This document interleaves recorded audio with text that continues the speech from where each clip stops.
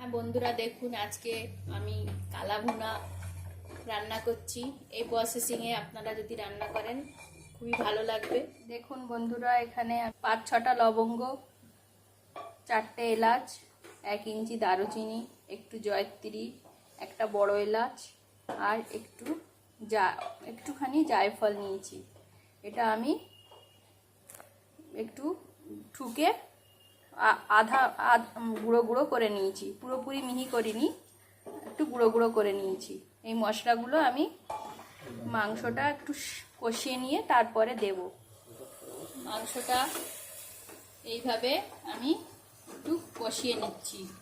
প্রথমে একটু অল্প পেঁয়াজ দিয়েছি, একটু তেল দিয়েছি, দিয়ে লবণ দিয়ে একটু কষিয়ে নিচ্ছি মাংসটা, যাতে মাংসের ভেতরে জলটা না থাকে। সেটা জলটা শুকিয়ে নিলে টেস্টটা আরও বেড়ে যাবে।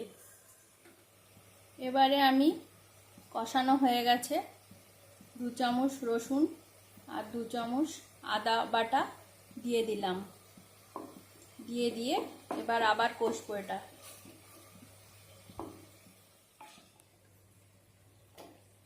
আদা রসুন বাটা দিয়ে কষানো হয়ে গেছে। এবারে আমি 3টে কাঁচা লঙ্কা দিয়ে দিলাম। এবারে আমি ওই গুঁড়ো করে রাখা মশলাগুলোকেও দিয়ে দেব।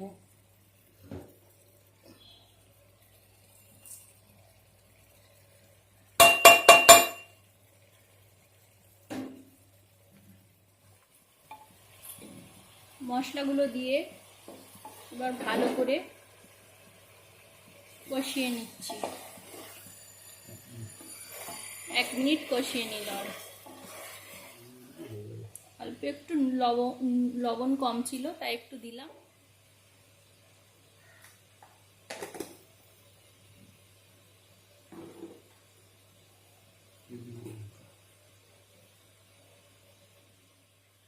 গুঁড়ো লঙ্কা দিয়ে দিলাম 1/2 চামচ।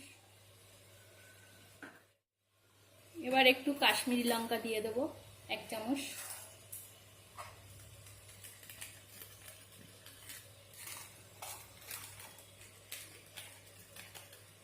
অল্প একটু হলুদ দিয়ে দিলাম 1 চিমটি।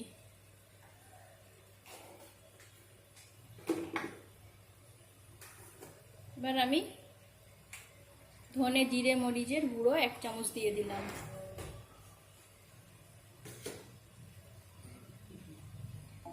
সব মশলাগুলো আমার দেওয়া হয়ে গেছে। এবার আমি ভালো করে কষিয়ে নেব। মাংসটা কষিয়ে নেওয়া হয়ে গেছে। এবার একটু জল দেব। ঠান্ডা জল দেওয়া যাবে না, জলটা আমি একটু এখানে গরম করে ফুটন্ত অবস্থায় দেব।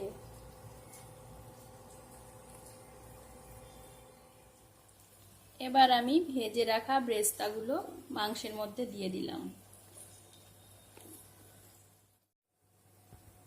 ব্রেস্তাগুলো দিয়ে এবার 5 মিনিট কষিয়ে নেব। নেওয়ার পর অল্প অল্প জল দিয়ে আমি প্রেসার কুকার বন্ধ করে দেব। কষানো হয়ে গিয়েছে। এবার আমি 1/2 চামচ গরম মশলা দিয়ে দিলাম। ফাইনালি ফুটন্ত জল দিয়ে ঢাকনা বন্ধ করে দেব।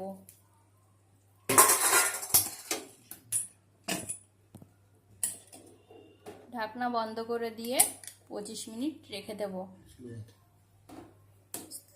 স্লো আঁচে। ঢাকনা বন্ধ করে দিলাম। এবার আমি 2টো সিটি দিয়ে নেব। তারপর 25 মিনিট একদম লো আঁচে রেখে দেব।